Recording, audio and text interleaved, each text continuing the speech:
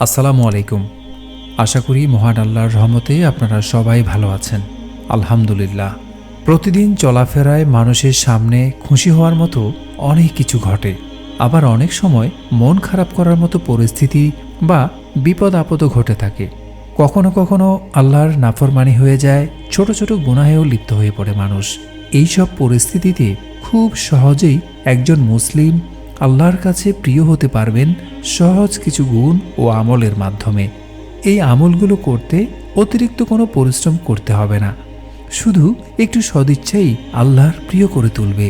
মহান আল্লাহ তাআলার কাছে আমাদেরকে সহজে প্রিয় করে তুলবে এমন 4টি গুণ নিয়ে আজকে আলোচনা করব। প্রথমটি হচ্ছে শুকর বা কৃতজ্ঞতা। প্রতিদিন ঘুম থেকে উঠে একজন মুসলিমের সর্বপ্রথম আল্লাহ তাআলার শুকরিয়া আদায় করা উচিত। আল্লাহ তাআলা সুস্থভাবে আবার জীবন দিয়েছেন, সুস্থ রেখেছেন, দিনের শুরুতেই এই নিয়ামতের শুকরিয়া আদায় করা উচিত। এজন্য হাদিসে বর্ণিত ঘুম থেকে ওঠার দোয়াটি পড়া যেতে পারে। এর বাইরেও যে কোনো ভালো পরিস্থিতি, নিয়ামত লাভ বা অতীতে পাওয়া নিয়ামতের কথা স্মরণ করে আল্লাহ তাআলার শুকরিয়া আদায় করা যেতে পারে। পবিত্র কোরআনে বর্ণিত হয়েছে, শিগগিরই আল্লাহ শুকর আদায়কারীদের প্রতিদান দেবেন, সবর বা ধৈর্য। প্রতিদিন মানুষ যেসব ঘটনা বা পরিস্থিতির মধ্য দিয়ে যায়, এতে এমন অনেক পরিস্থিতি আছে যা তার মনোপুত হয় না, তাকে কষ্ট দেয়। কখনো হয়তো কোনো প্রিয়জনের অসুস্থতা বা মৃত্যু সংবাদ শুনতে হয়, আবার কখনো আর্থিক লোকসানের কথাও তাকে শুনতে হয়। পরিস্থিতি যেমনই হোক, এ সময় আল্লাহ তাআলার উপর ভরসা রেখে ধৈর্য ধারণ করতে হবে, তবে আল্লাহ তাআলা সাহায্য করবেন। আর ধৈর্যশীলদের জন্য পবিত্র কোরআনে বিশেষ সান্ত্বনার ক্ষেত্রে বলা হয়েছে, আল্লাহ তাআলা নিজেই ধৈর্যশীলদের সঙ্গে রয়েছেন।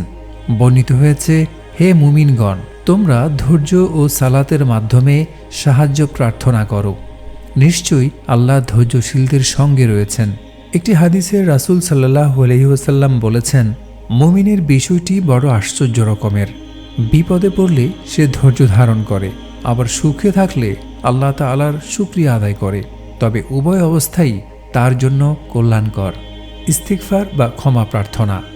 আল্লাহ তাআলার কাছে প্রিয় হতে চাইলে ইস্তিগফার বা ক্ষমা প্রার্থনার বিকল্প নেই। প্রতিদিন মানুষ প্রবৃত্তির তাড়নায় জেনে বুঝে ইচ্ছায় অনিচ্ছায় কত ধরনের গুনাহের কাজে জড়িয়ে পড়ে। তাই যে কোনো গুনাহে জড়িয়ে পড়লে তওবা করা উচিত এবং আল্লাহর কাছে ক্ষমা চেয়ে ইস্তিগফার করা জরুরি। ইস্তিগফারের প্রতি উদ্বুদ্ধ করে পবিত্র কোরআনে বলা হয়েছে, এবং আমি অবশ্যই ক্ষমাশীল তার প্রতি যে তওবা করে, ঈমান আনে, সৎকর্ম করে ও সৎ পথে অবিচল থাকে। আরেক আয়াতে এসেছে, যে ব্যক্তি কোনো মন্দ কাজ করে ফেলে বা নিজের প্রতি জুলুম করে বসে, তারপর আল্লাহর কাছে ক্ষমা চায়, সে অবশ্যই আল্লাহকে অতি ক্ষমাশীল পরম দয়ালুই পাবে।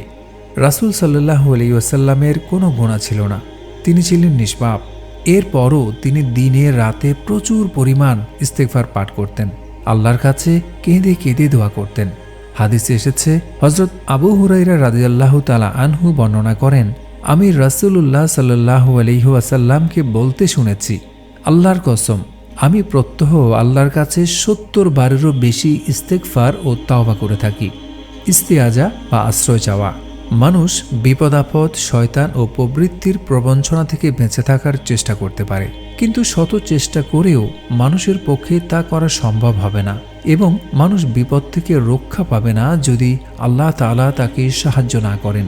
এজন্য প্রতি মুহূর্তে আল্লাহ তাআলার কাছে আশ্রয় প্রার্থনা করতে হবে এবং আল্লাহর কাছে দোয়া করতে হবে।